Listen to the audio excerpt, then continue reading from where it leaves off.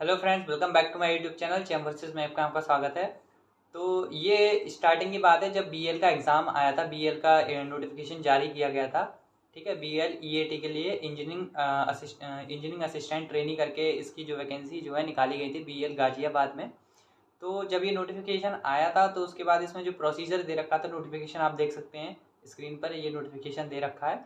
तो इसमें देखिए जो डिप्लोमा मैकेनिकल से 3 सीटें थी, जिसमें एक सीट ओबीसी की, एक जनरल की और एक जो है ईडब्ल्यूएस की थी, और 10 सीटें जो है इसमें इलेक्ट्रॉनिक्स की थी। और इसमें जो सिलेक्शन प्रोसीजर था वो था सिर्फ और सिर्फ रिटन बेसिस पे, उसके बाद डीवी होके डायरेक्ट ज्वाइनिंग। ठीक है, तो जब ये एग्ज़ाम हुआ था और जो ज्वाइनिंग के बाद जो पोस्टिंग थी वो गाजियाबाद में ही थी, गाजियाबाद की वैकेंसी थी। गाजियाबाद आपको पता है यूपी के अंडर में आता है। तो इसमें देखिए जो प्रोसीजर था, इसमें मुझे कुछ चीज़ें आपको बतानी है कि ये प्रोसीजर इन लोगों ने ज्वाइनिंग वगैरह तक का पूरा प्रोसीजर है किस तरीके से किया था। तो ये जब इसका पेपर मतलब नोटिफिकेशन आया, उसके लगभग 1 महीने बाद इसका जो है एक मेल आया था जिसमें शॉर्ट लिस्ट किए गए थे लड़के रिटन एग्ज़ाम के लिए। तो शॉर्ट लिस्टेड जो कैंडिडेट्स हैं उनकी देखिए मैं आपको लिस्ट दिखा देता हूँ। यहाँ पे इस जगह पे देखिए जो लिस्ट दे रखी है, ये लड़के शॉर्ट लिस्टेड थे और इसमें जो है मेरा नाम जो है ईडब्ल्यूएस कैटेगरी के अंडर था। तो जब ये लिस्ट आई उसके बाद एक नोटिफिकेशन इन लोगों ने जारी किया जिसमें एग्ज़ाम डेट यानी कि 16 अक्टूबर जो एग्ज़ाम डेट थी, वो एग्ज़ाम की डेट इन लोगों ने शो कर दी उसमें। अब एग्ज़ाम की डेट शो कराने के बाद उन्होंने इसमें कुछ पॉइंट्स दिए थे, जो कि इंस्ट्रक्शन वगैरह जो थे वो दे रखे थे कि आपके डॉक्यूमेंट वगैरह जो हैं वो इसमें चेक किए गए हैं। उसके बाद ही आपको स्क्रूटनी करके, डॉक्यूमेंट स्क्रूटनी करने के बाद ही आपको जो है मेल वगैरह या एडमिट कार्ड जो है भेजा गया है। अब ये इन लोगों ने जब काम करवाया, इसके बाद जब रिटन एग्ज़ाम हुआ 16 अक्टूबर को, उसके लगभग 1 महीने बाद 22 नवंबर को जो है 22 नवंबर को इसका रिटन एग्ज़ाम का रिजल्ट आया था। अब जो रिजल्ट था वो डायरेक्ट मेरे साइड पे नहीं आया था, वो इन लोगों ने एक डीवी के लिए मतलब लड़के बुलाए थे कि कौन कौन सिलेक्ट किए गए हैं डीवी के लिए। तो जैसे मैंने आपको बताया 3 मैकेनिकल की सीटें थी, तो सिर्फ 3 ही लड़के बुलाए थे, जिसमें एक मैं था ईडब्ल्यूएस कैटेगरी से और 2 लड़के थे जनरल और ओबीसी से। ठीक है, तो आपको मेरी ब्रांच पता है कौन सी है, मैकेनिकल ऑटोमोबाइल मेरी ब्रांच है। ठीक है, और मैं आपको एडमिट कार्ड में देखिए, यहाँ पे मेरे एडमिट कार्ड में मैंने तब पहले शो भी कर दिया था कि मेरी जो ब्रांच थी वो मैकेनिकल ऑटोमोबाइल थी। एप्लीकेशन फॉर्म मेरा मैंने आपको दिखा दूंगा कि ये मेरा एप्लीकेशन फॉर्म है। ठीक है, इसके अलावा जब इन लोगों ने डीवी के लिए बुलाया तो वहाँ का जो प्रोसीजर था वो बीएल गाजियाबाद में ही, वहाँ पे ही हुआ था डीवी, ऑफलाइन डीवी था पूरा। और वहाँ पे कैंपस में जिस जगह पे कंपनी है उस जगह पे जाने के बाद साहिबाबाद में, तो वहाँ पे जब मैं पहुँचा तो इन लोगों ने डीवी में सारे डॉक्यूमेंट मांगे मेरे। इसके अलावा इन लोगों ने एक एम्प्लॉयमेंट एक्सचेंज की रिक्वायरमेंट की थी, तो जो कि एप्लीकेशन फॉर्म के टाइम पे भी इन लोगों ने भरवाया था। तो मेरे पास वो ऑलरेडी था, तो मैंने यूपी एम्प्लॉयमेंट एक्सचेंज में रजिस्टर ऑलरेडी किया हुआ था। उस टाइम पे 3 वैकेंसी पे 3 ही लड़के जो है डीवी के लिए बुलाए गए, जैसा कि लिस्ट में मैंने आपको बताया भी था कि 3 ही लड़के जो डीवी के लिए बुलाए गए। अब उन 3 लड़कों के अलावा भी जब वहाँ पे मैं डीवी करवा रहा था तो मैंने उनसे कहा था कि जो वहाँ की एचआर हैं, तो उन एचआर से मैंने बात की, तो उन एचआर ने मेरे को बताया, मैंने बता दिया उनको कि ऐसे ऐसे मेरी जो ब्रांच है वो मैकेनिकल ऑटोमोबाइल है। लेकिन उसके बावजूद भी उन्होंने कहा कि ठीक है, कोई दिक्कत नहीं है, आपकी डीवी में कोई दिक्कत नहीं आएगी। तो उस चीज़ से मैं भी बिल्कुल फ्री हो गया, कोई उसमें दिक्कत वाली बात नहीं थी। उस टाइम डीवी वगैरह सब अच्छे से हो गया, सारे डॉक्यूमेंट उन लोगों ने मेरे जमा कर लिए। इसके अलावा जब वहाँ से डीवी हो गया तो उन्होंने उनसे हम लोगों ने पूछा था कि इसके लिए कितने कैंडिडेट्स को जो है बुलाया गया, तो उन्होंने बोला 1:1 में ही बुलाया गया। 3 सीटें हैं तो 3 ही लड़कों को बुलाया मैकेनिकल में। इलेक्ट्रॉनिक्स में 10 ही लड़के बुलाए गए थे, 13 लड़के टोटल वहाँ पे आए थे। अब इसके अलावा जब वहाँ पे पूछा कि इसके अलावा भी कोई प्रोसीजर है क्या, तो उन्होंने बताया कि सिर्फ ये जो लिस्ट है 13 लड़कों की, वो लिस्ट जो है वेबसाइट पे अपलोड करनी है।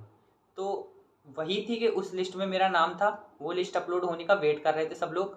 तो उसके बाद जब दिसंबर निकल गया, जनवरी आ गई, तो जनवरी में लगभग 17 जनवरी के आसपास मैं आपको लिस्ट दिखा देता हूँ। इस लिस्ट में देखिए सारे लड़कों का नाम है लेकिन मेरा नाम नहीं था।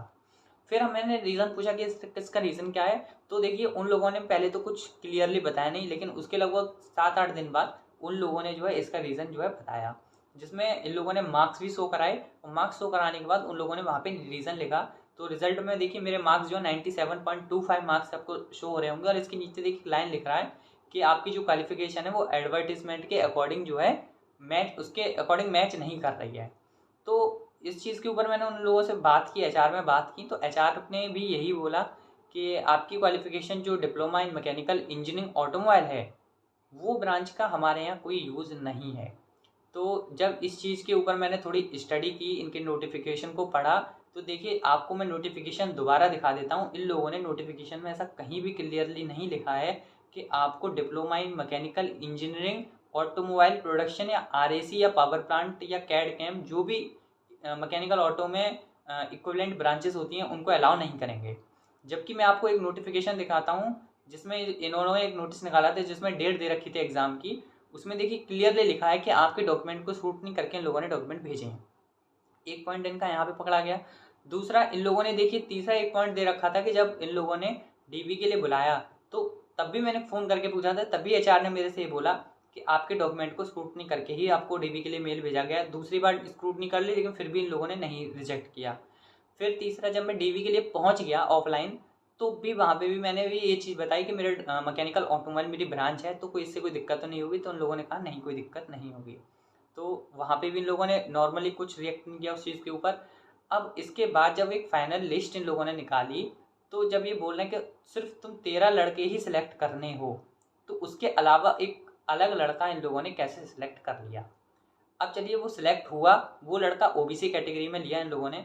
ईडब्ल्यूएस कैटेगरी में आप देखिए रिजल्ट में ईडब्ल्यूएस कैटेगरी की कहीं भी कट ऑफ नहीं शो कर रहे हैं, सिर्फ मेरे मार्क्स शो किए जा रहे हैं। ईडब्ल्यूएस कैटेगरी में एक भी लड़का लिया ही नहीं गया मैकेनिकल से। क्यों? क्योंकि इनको मैकेनिकल ऑटोमोबाइल प्रोडक्शन आरएसी इसके अलावा कहीं पे भी कोई लड़का नहीं मिला। अब यूपी की ये वैकेंसी थी, यूपी का एम्प्लॉयमेंट एक्सचेंज मांगा था इन लोगों ने। उसके अकॉर्डिंग अगर देखा जाए तो यूपी में मैक्सिमम जगह पे जो डिप्लोमा किया जाता है मैकेनिकल में वो प्योर मैकेनिकल कहीं पे भी नहीं होता है। सिर्फ 2 या 3 कॉलेजेस ऐसे हैं जो कि जिसमें गवर्नमेंट की बात कर रहा हूँ, गवर्नमेंट में 2 या 3 कॉलेजेस ऐसे हैं जिनमें प्योर मैकेनिकल चलता है, जैसे बीएचयू हो गया, एएमयू हो गया, इनमें चलता है। बाकी क्योंकि ये अलग यूनिवर्सिटियाँ हैं, ठीक है। लेकिन अगर वैसे एक ही बीटीयूपी से अगर किसी भी कॉलेज की बात की जाए तो किसी में भी diploma in mechanical engineering pure mechanical engineering नहीं है। जबकि यूपी पॉलिटेक्निक का जो लखनऊ पॉलिटेक्निक है, राजकीय लखनऊ पॉलिटेक्निक है, उसमें भी जो है pure diploma in mechanical engineering नहीं है। तो इन लोगों से मुझे एक क्वेश्चन पूछना था कि अगर आप लोगों को इसमें नहीं हायर करना था, diploma in mechanical engineering equivalent branches के जितने भी स्टूडेंट्स हैं या मान लीजिए जितने भी कैंडिडेट उसमें अप्लाई किए थे, अगर उनको एलिजिबल ही नहीं करना था या सिलेक्ट ही नहीं करना था तो उन लोगों के लिए, उन लोगों के पास रिटन एग्ज़ाम के लिए मेल भेजा ही क्यों?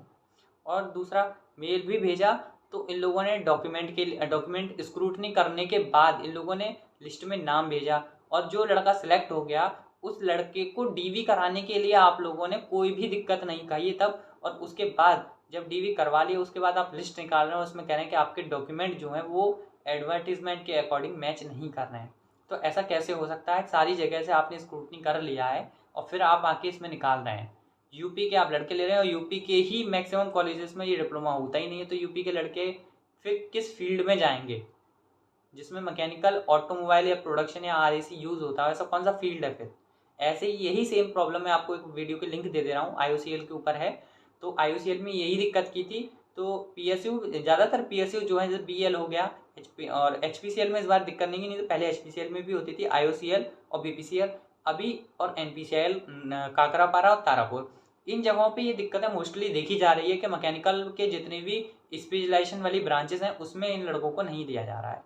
तो इस चीज़ का कोई ना कोई सॉल्यूशन निकलना चाहिए। जो भी रूल्स है उस चीज़ के ऊपर कुछ ना कुछ सही तरीके से, वैलिड तरीके से कोई ना कोई रूल्स या गाइडलाइंस उसके ऊपर निकालनी चाहिए। और जब मैंने इन लोगों के ऊपर आरटीआई डाली थी बीएल के ऊपर तो देखिए आरटीआई के लोगों ने कुछ इस तरीके से रिप्लाई दिया है जिसमें इन लोगों ने क्लियरली कुछ भी नहीं बताया कि मेरे रिजेक्ट करने का रीज़न क्या था, ठीक है। बाकी मार्क्स वगैरह इन लोगों ने भी शो करा दिए मेरे मार्क्स ये थे। कट ऑफ भी नहीं बता रहे हैं ईडब्ल्यूएस की कट ऑफ क्या थी, क्योंकि इन लोगों के पास कोई कैंडिडेट ही नहीं है जिसके ऊपर ये कट ऑफ निकाल सकें, ठीक है। तो इन लोगों ने यहाँ पे भी क्लियरली पता चल रहा है कि कोई भी कैंडिडेट जो है इन लोगों ने सिलेक्ट उसको नहीं किया है।